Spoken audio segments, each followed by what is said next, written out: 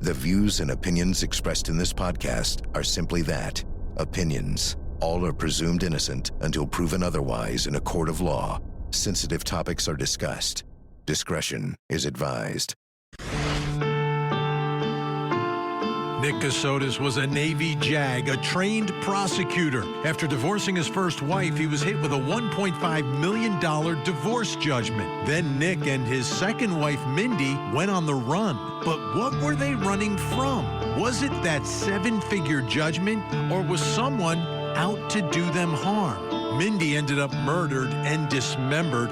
Prosecutors say it was Nick who did it, but Casotus took the stand and denied all the charges, pointing the finger at a mysterious figure he calls Jim McIntyre, a man who many believe does not even exist. Well, now all the evidence is in and the jury has spoken, and we have all the fallout from today's dramatic verdict.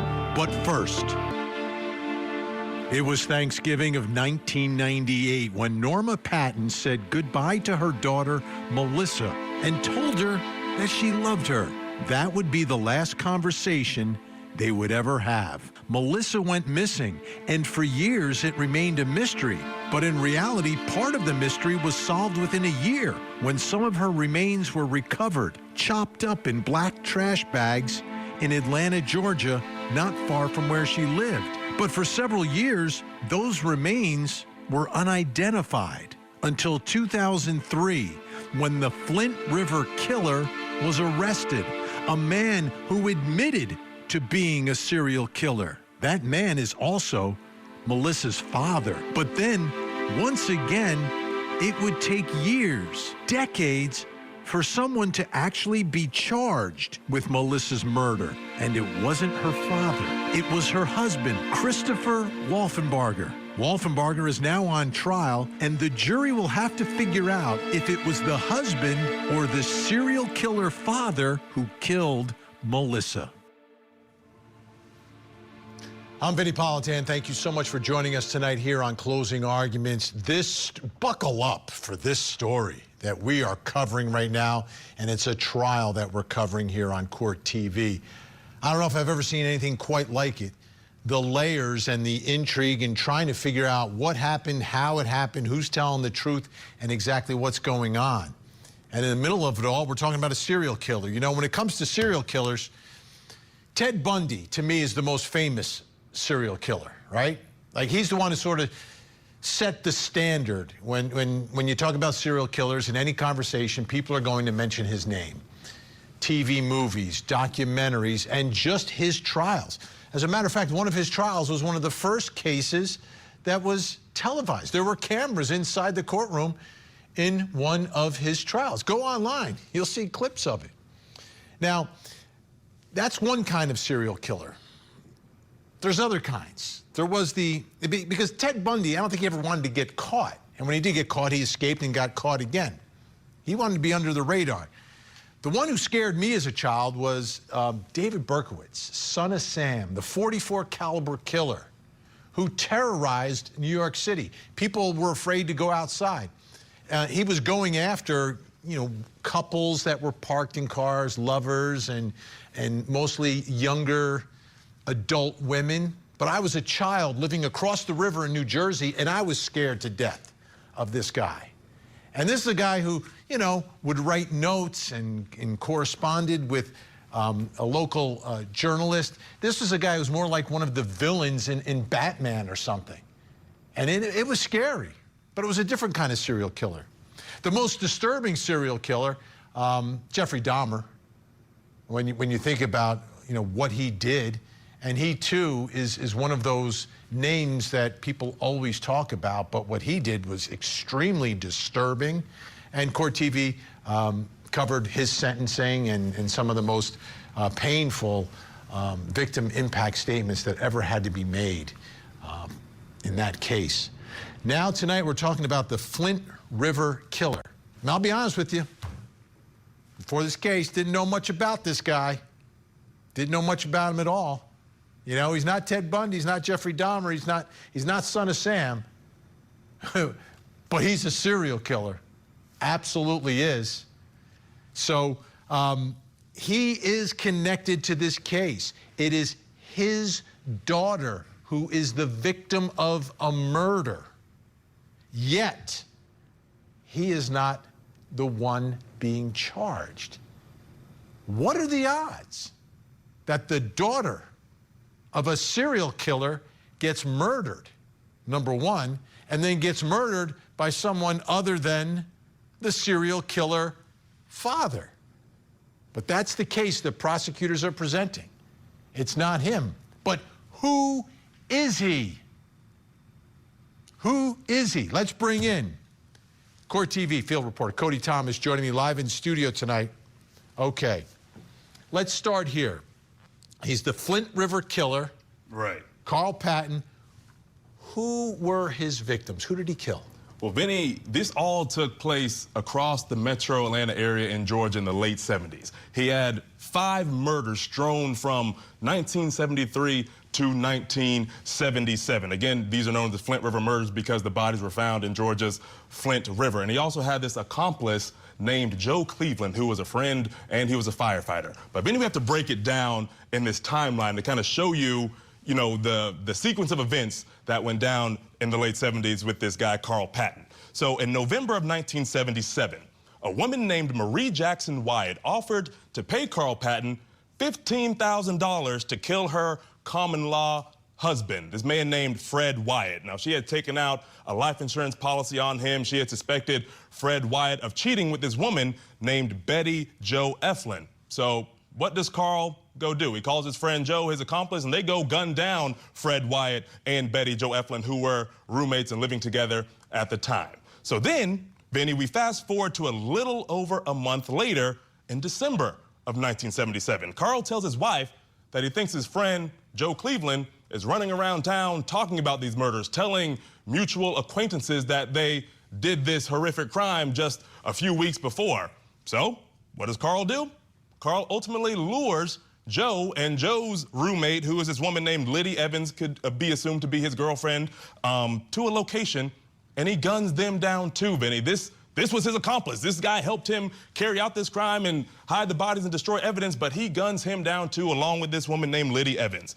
So then, Patton goes almost 30 years. We fast forward almost 30 years, 26 years to be exact.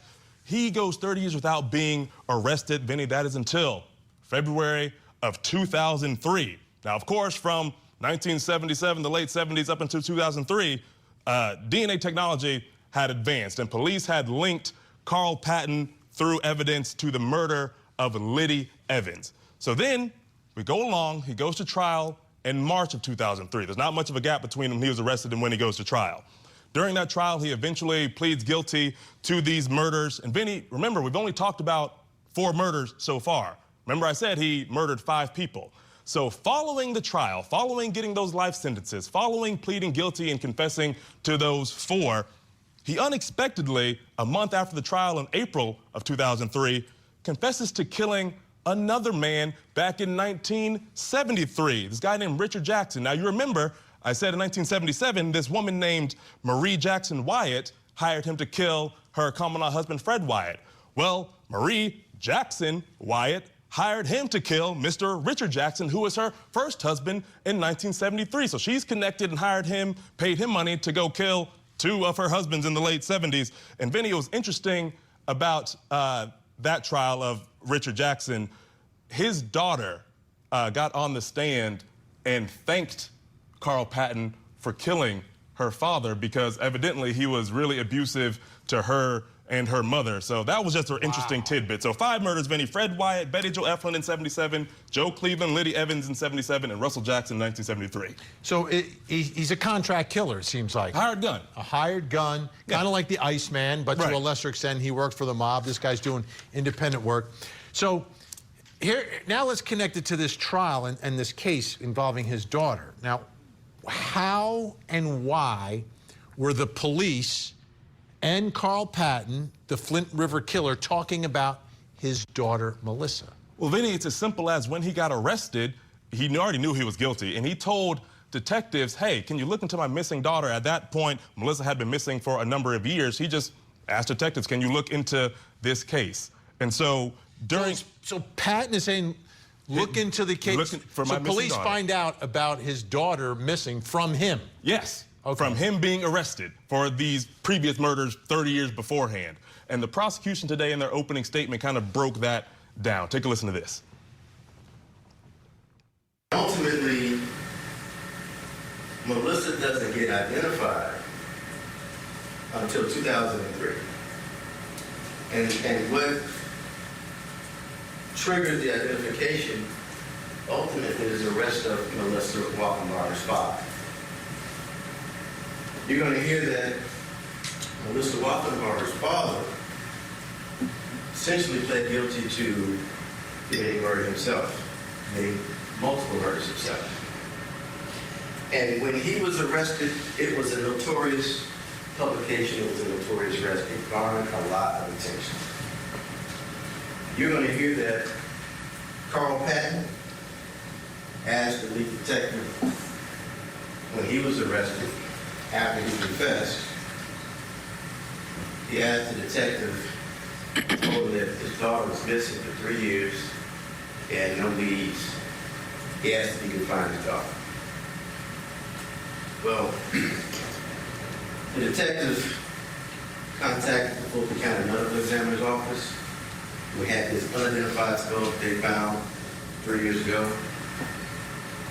And with Carl Patton's statement, they obtained the dental records from Melissa Wolfenbarger's dentist, William Brandon, who had a pediatric practice in the 80s and 90s. He obtained Melissa's original records, x-rays, and they gave Dr. Mary Beth Hopkins, the forensic dentist, at the medical examiner's office, conducted an examination, looked at the x-rays, looked at the fillings, looked at the dimensions of the teeth, and was able to make a conclusive determination that the skull that was found in April 1999 was, in fact, the skull that belonged to Melissa Wolfenbarger, because the dental records matched the impressions that she took from the skull. It was a match. So, Vinny, you heard it there. Essentially, maybe if he didn't get caught, we would not be sitting here today. Maybe Melissa would not have been identified. The only reason they know about Melissa is from the serial killer father who provides information. Then they match it and they do they identify these remains that they had for years. So many layers. Okay. You mentioned Cleveland. Did Patton have any other help, Carl Patton, the serial killer? All right, he had Joe Cleveland, Vinny, but he also had somebody else who was a little bit closer to him than Joe Cleveland. Take a listen to this portion of the defense's opening statement today. They break it down. Melissa's father, Carl Patton, committed a string of murders in the late 1970s. He was suspected of those murders for a long time. He was investigated, but they were not prosecuted and proved until 2003, 4 years after Melissa's disappearance and death. You'll be presented with evidence that Norma Patton, his wife, helped him directly commit at least 2 of those murders, to dispose of the bodies, to clean up the crime scenes, and to wrap up the bodies and dispose of them in ways that are somewhat similar to the way Melissa's remains were found. Vinny, his own wife. So when he got arrested in 2003, soon after, she went straight to the police and said, hey, I'll testify against him. I did some of these things. I was an accomplice to this crime, but I'll testify if you give me immunity from being an accomplice to those murders. She got immunity. She got immunity. And Vinny, she got off with only 12 months of probation and a $1,000 fine for testifying against him. And she was the glue that brought it all together, like that brought the whole puzzle together, telling about the hired gun aspect of it, how much money they were making, where they dipped the bodies and burning the evidence. I mean, if you look at the Adelson trial, which is coming up, it's like Donna Adelson, Catherine McBanoa are in the middle of this all, and they get caught up in the same thing. But she got immunity to provide the information. So when her daughter goes missing, she knows that she and her husband were involved in 5 murders. It makes crazy sense, right? That's wild. Unreal. All right. Cody Thomas, thank you so much. Wow. All right. I've got more to get to. Norma Patton. This is, again, the mother of the victim in the trial that we're covering. but also the wife and co-conspirator, because she got immunity, she's a co-conspirator of the serial killer father. So what was her reaction? What was her husband, the serial killer's reaction to the arrest of their son-in-law for the murder of their daughter, Melissa? Take a listen. We have finally made it. He's in custody. And now we just need to get over the last hurdle and get him convicted. Do you have your suspicions early about him? Oh, yes, from day one, as soon as I realized she was missing. Do you know what your husband Carl's reaction was when he was in prison and he got the news that Melissa had been murdered, and then got the news that Melissa's husband Christopher was arrested for it? Well, he was devastated when he found out she had been murdered, but he was deliriously happy as soon as he found out Chris had been arrested. Someone from the DOC actually went down to the prison to tell him personally, or he would not have found out until later in the week. And he was just jumping up in joy and called me as soon as he could get to the phone. As soon as they turned the phones on, he called me to tell me that he knew. So the serial killer is celebrating in prison that they caught the man who murdered his daughter. This is, have you ever seen anything like this? I haven't. Let's bring in our think tank. Joining us, criminal defense attorney, former district attorney Matthew Mangino, and the chief public defender for Oakland County, Michigan, representing the Oxford High School shooter, Paulette Lofton, is here as well. Whoa. Like, whoa. The more you learn, you're like, what is going on with this family? Now, another part of this, Matt, is that no one's reporting Melissa being missing.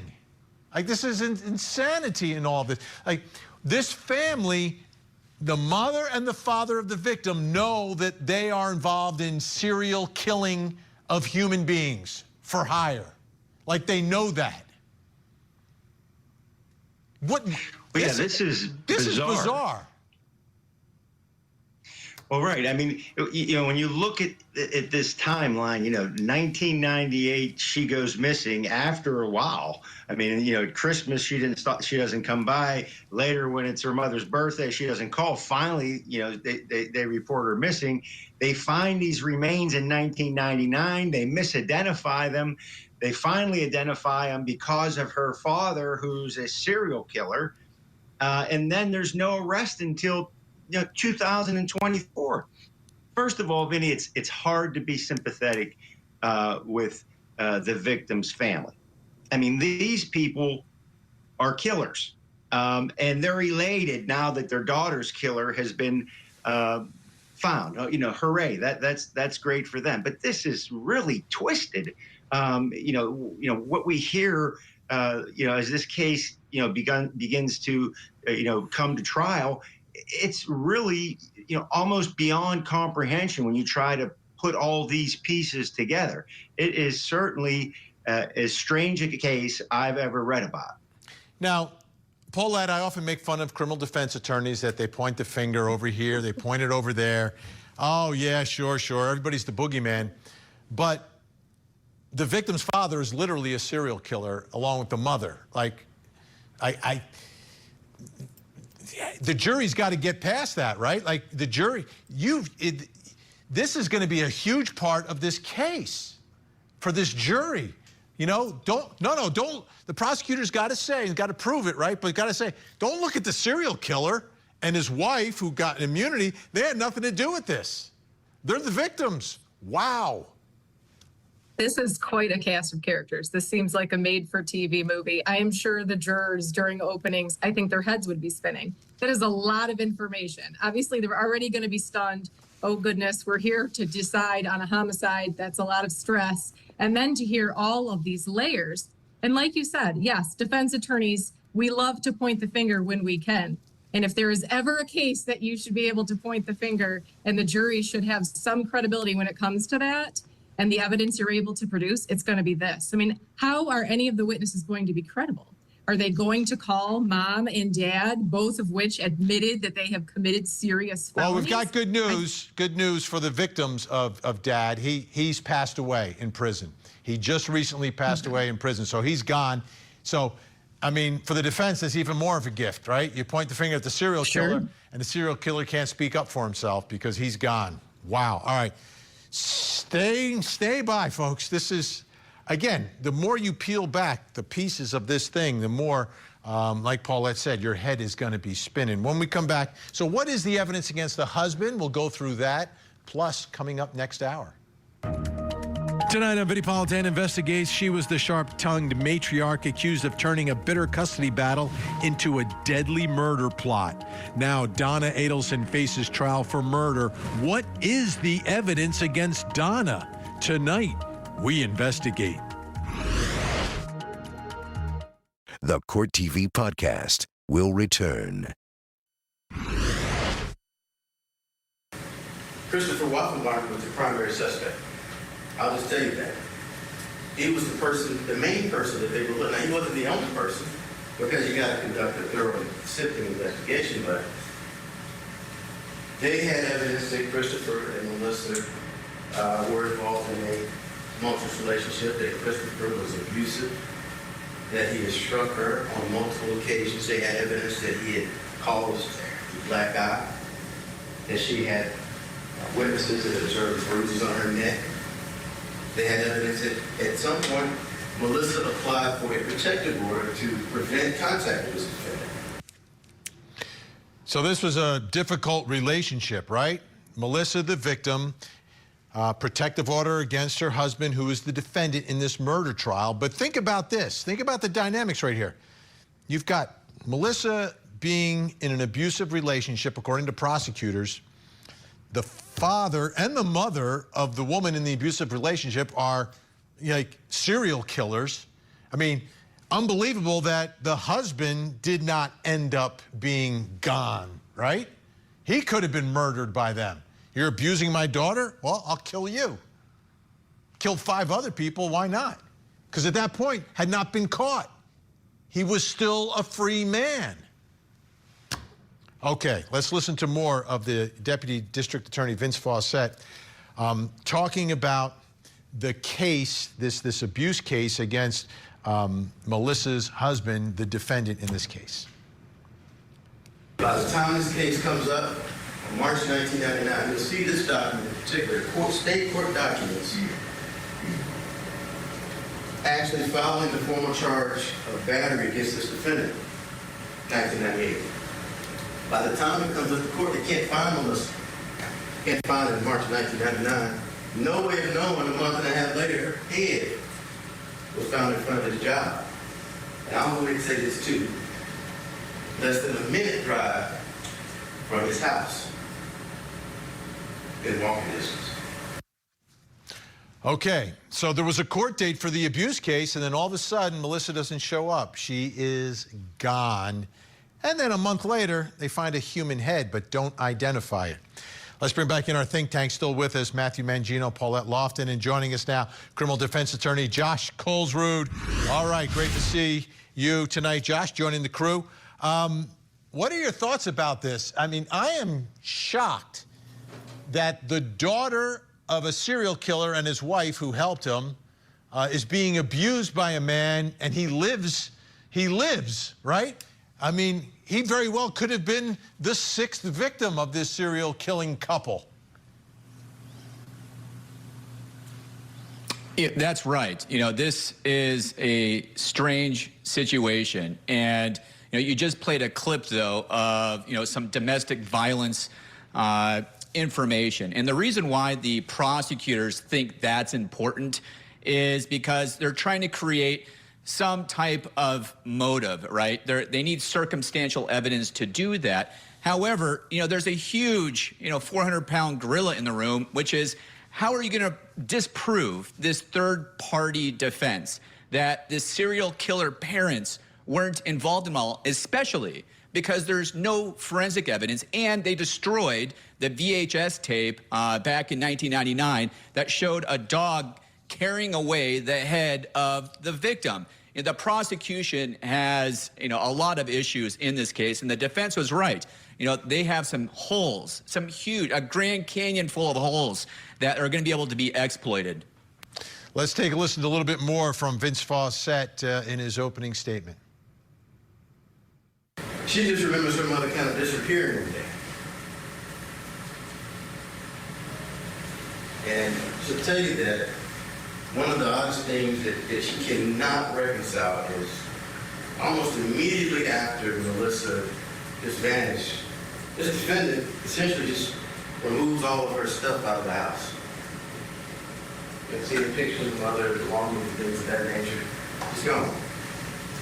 While she was growing up, she would constantly ask him, "Where's my mother?" And you would expect that you would have heard an answer at some point, some type of explanation, which she would tell you that he never answered her question. He never told her how to look for her. He never told her I ever reported her missing. Nothing. In fact, she will tell you that this defendant would tell her while he was growing up that he knows how to get rid of a body. He knows how to not get caught. He also told his daughter, and you will hear this from her mouth, that he had a place to go on the run if he needed to. This may be some of the most compelling evidence, I think, for prosecutors, Paulette, because they've got the daughter remembering, right? A daughter's going to remember her mom's gone, and then all of a sudden dad's getting rid of all of her stuff immediately. And by the way, dad is not calling the police saying that she's missing. There's a lot of strange things. I think her testimony is going to be extremely important because I think she'll have that credibility that maybe victim's mom, if mom was called, would not have, or other people in the family would not have. But the daughter living through it, living there, experiencing dad's behaviors, his activities, things that he did, things that he said, that's definitely an inside look. And I think jurors look at that a little bit differently when it's coming from the daughter of someone, right? It's obviously going to be very difficult for her to testify, lost the mother, and now is potentially convicting dad. So I think that the jury will give her some credibility. Let's take a listen here to Tina Patton, who is the serial killer's other daughter, the sister of the victim, Melissa, and we see the family picture here. Let's take a listen. We were sitting having breakfast one morning, me, Melissa, Chris, Troy, and there's another waitress sitting there, Diane. She was a friend of mine. She'd been working with me for a while, and we were all sitting there eating breakfast, just having a conversation, talking about whatever. And then all of a sudden, Chris pops off with, "Well, I know how to get rid of a body if I need to." And me, Diane, and Troy looked at each other like, what? Because we were just talking nonsense about silly little stuff or about the news of the day or whatever, just cutting up laughing. And then all of a sudden this comment comes out of his mouth. Matthew Mangino, how is that incriminating? Well, I mean, you could look at it two ways. I mean, number one, if he actually said that, it has some characteristics of an incriminating statement because obviously his wife disappeared. But there's also the idea that this could be a self-serving statement made by the victim's sister in this case. I mean, certainly this is a circumstantial case, and they're going to hit hard at that, and they're going to hit hard at the victim's parents' background. And the fact that there's no blood evidence, there's no DNA evidence and all these things. But I think what's so important here is you have a husband whose wife disappears and he says, "Oh, I think she just went on to start a new life." And he does have a history of abuse, and we know that. So the prosecution is going to have to connect those dots if they want to be successful here, proving beyond a reasonable doubt that Christopher's responsible for his wife's death. Yeah, and I think it'd be a much clearer path if you didn't have the serial killers in the way. Like that is some hurdle. But prosecutors need to get over it. They need to prove the case and make sure this jury does not believe that is a reasonable alternative theory in what happened to Melissa. Think tanks staying where they are. When we come back, verdict day in another case involving another wife who was dismembered and another husband who was charged with that murder. We'll show you the verdict and all the reaction.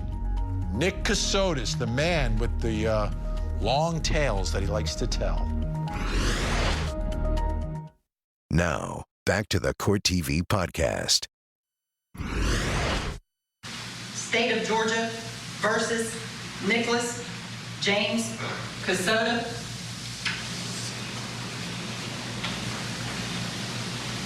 Count 1, malice murder, guilty.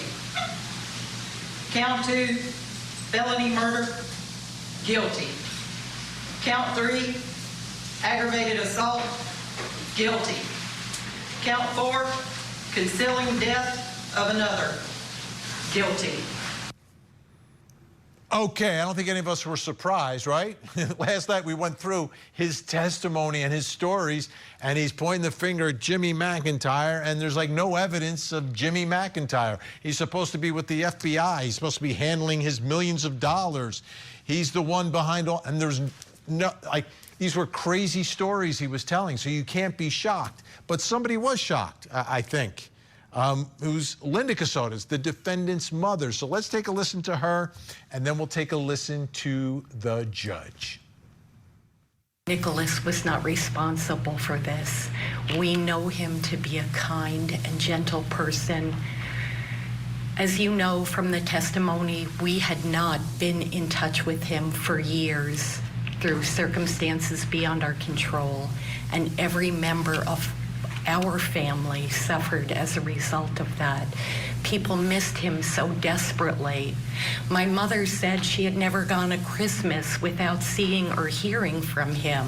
And suddenly he was gone from our lives and we had no idea why. He is a good and kind and gentle person. The thought that he could take someone else's life is just unbelievable, honestly. I respect the jury's work that they did, but they got this one wrong. I'm sorry. This case has revealed a level of depravity that truly shocks the conscience. To put together this elaborate scheme, this web of lies, creating this fictional character, Jim McIntyre, who does not exist. You wrote fiction, and your life was a fiction, at least the last 6 or 7 years.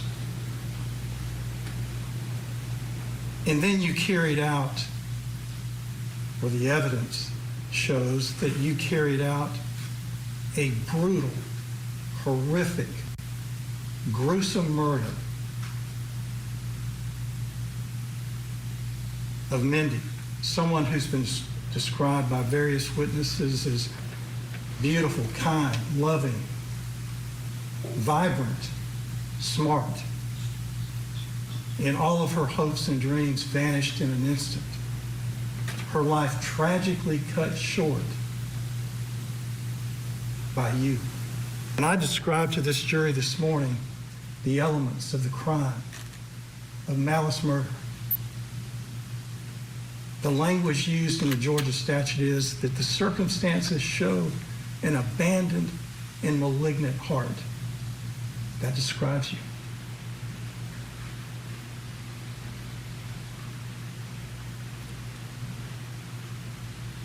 You have caused so much harm to your own family, to all of those who have been impacted by your deeds.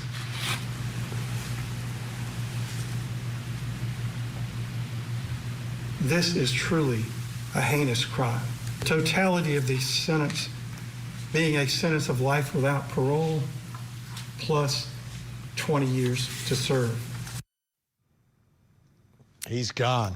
He's gone. Kelly Craft, Court TV legal correspondent, spoke with one of the jurors afterwards, the jury foreperson. Take a listen. You came back rather quickly, the jury did, with a verdict. Right. Walk me through it.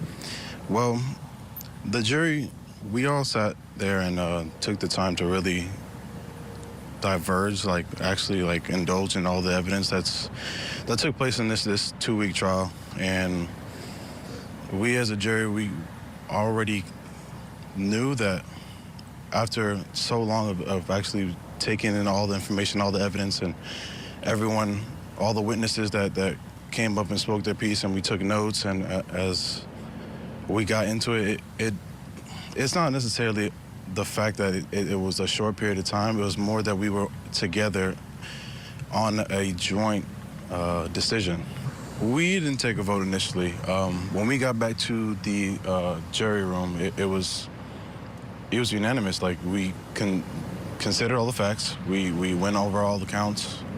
We really broke down every count and read everything that was there. All the evidence that provided the verdict that we got to. It really wasn't one initial on one side or the other. We came to it as a collective. Paulette Lofton, it seemed like it was a pretty easy job for them because he testified. All the evidence before that was overwhelming as well.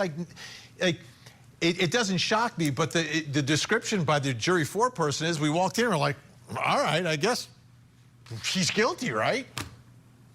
And I think that happens. I definitely think the defendant did himself a disservice with testifying. I don't really think the verdict would have been any different, but I do think this was a situation where the finger pointing did not work. Without having some evidence, some concrete evidence that there was this actual person and that he may be to blame, it's just not enough. I think the judge was right. I think he created a fiction and stuck to it. And it was so far-fetched that there was no way a jury was going to believe it. Josh, this was a 2-week trial. The jury came back in like an hour. I mean, extremely fast. Was justice served today?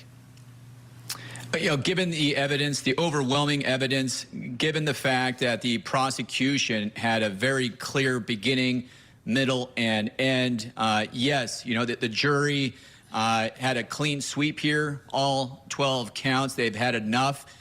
They said that they went over all the evidence in an hour. I'll give them the benefit of the doubt. But the evidence was clear. Also, I agree with my colleague that the defendant probably shouldn't have taken the stand. I don't think he needed to because his statements about Jim McIntyre already came in. And so, he's not really adding anything to it. And he let himself be exposed before everybody with all the inconsistencies, all the weirdness about himself and his life. The jury, at the end of the day, didn't buy it. Yeah, I felt bad for Mom. I get it, Mom, just like a child doesn't want to believe it. I understand that. What do you think life is going to be like behind bars for him, Matt DiMangino? He's a JAG. He's a lawyer. Do you think he becomes popular because he'll be able to write endless motions for all of his roommates and new friends that he's going to make? Yeah, well, he's going to be a jailhouse lawyer, and he's going to probably be fairly decent at it because, number one, we know he can be very creative based on the case that he put forward and the explanation for what happened here. So he has some ability to be creative and think outside the box, as absurd as it can be. The other thing that struck me about this, Vinny, was the jury foreperson. He was almost apologizing for how quickly that they made a decision in this case. And hey, I don't think he needs to apologize. Everybody who was watching this trial, and certainly the jurors who saw every bit of evidence and heard every bit of testimony, knew that this was ridiculous. It was a fairy tale, and it ended as it should have. Absolutely. By the way, as a prison lawyer, I wonder if he'll do pro bono work or if he'll get paid with, I don't know. Do they still have cigarettes? Maybe not. All right, Matthew Mangino, Josh Colesrud, Paulette Lofton, thank you so much. Appreciate it. Great to have you here. When we come back, I will reveal something else you need to know tonight, plus coming up next hour. Tonight on Vinnie Politan Investigates, a grandmother at the center of a chilling murder-for-hire plot. Did Donna Adelson mastermind her own son-in-law's execution to keep her family together? Her son Charlie has already been convicted, but why hasn't her daughter Wendy been charged? Tonight, we investigate. This is the Court TV Podcast.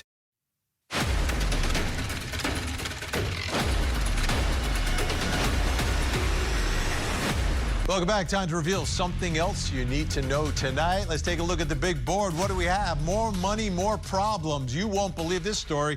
A man wins $167 million. The next day gets arrested. We've got the body cam, and Megan Mannering from Scripps News Group has the story. From millions of dollars to one spectacular downfall. The high of landing the biggest Kentucky Powerball jackpot in history didn't last long. Put your hands behind your back right now. Put your hands behind your back and get against the wall. Just days after snapping this photo, beaming next to his mother and girlfriend having won $167 million, James Shannon Farthing was arrested in Florida. Body cam footage shows officers responding to a bar fight at his hotel in St. Pete late on April 29th. As a Pinellas County deputy detains one man, Farthing, shirtless, is seen kicking the deputy in the face. Put your hands behind your back right now. Put your hands behind your back and get against the wall. Watch as the deputy deploys his taser 3 times. Handcuffed on the ground, Farthing attempts an apology. You see I have him, and you walk up and you kick him, and you hit me in the face. I'm sorry, man. On the other side of the bar, Farthing's girlfriend, Jacqueline Fightmaster, can be seen trying to explain. We came to the Kentucky Lottery in Louisville, and we claimed the check, which was $167.3 million. Okay. But seconds later, she's arrested for public intoxication. She's me public intox. The two were eventually released. Farthing's mother bonded him out before he was extradited to Kentucky. The lottery winner was released from the Scott County Jail on June 22nd for time served, but heads back to the Sunshine State for his case there next month. Megan Mannering, LEX 18 News.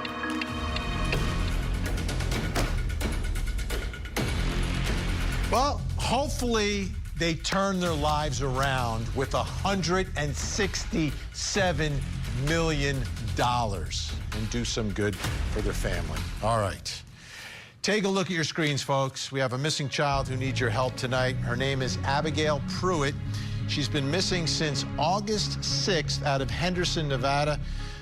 If you see Abigail, pick up the phone, make a call, make a difference. 911, 1-800-THE-LOST, or you can call the Henderson Police Department in Nevada. That phone number is on your screen right now. Let's see if we can get Abigail to a safe place tonight. Don't go anywhere. We have another hour of live true crime. Vinnie Politan Investigates is next. In the meantime, please don't forget to hug the kids.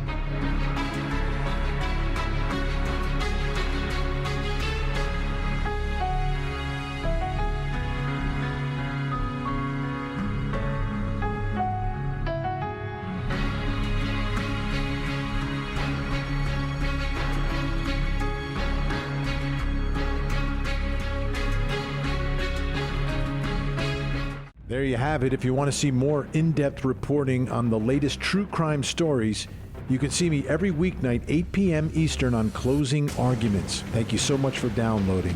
And as always, please don't forget to hug the kids. This podcast is a production of Court TV. Go to CourtTV.com for more content, trials on demand, and to find out how to watch Court TV in your area.